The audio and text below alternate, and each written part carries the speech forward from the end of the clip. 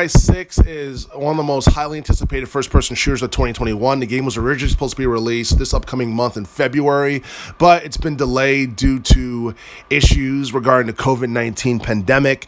So we might see it later in the year, probably in the summer and the fall, hopefully. And this is a game that people have been waiting to see since 2018 when Far Cry 5 came out, which was actually pretty successful because it managed to reach over $310 million in terms of sales within a month. And I believe the game had a budget that ranged somewhere between 80 million and 130 million. And the strong points of that game, depending on who you ask, were the visuals and the gameplay. And I guess the storyline was okay, but there are people who liked Far Cry 3 and 4 from 2012 and 2014 a lot better. The series has been around since 2004, and a lot of people who have been fans since then are very excited to see Far Cry 6.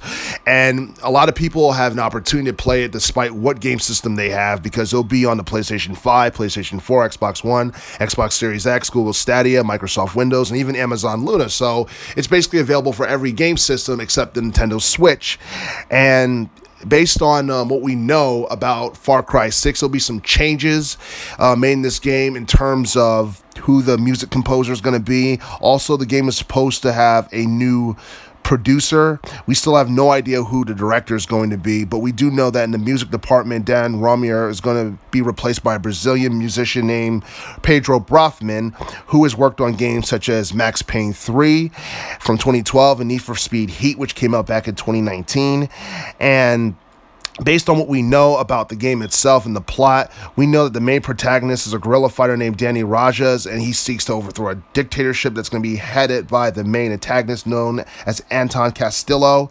And we have seen a couple of screenshots of the game. I haven't seen any gameplay of it just yet. Maybe there has been gameplay that has been out there. I just haven't seen it yet.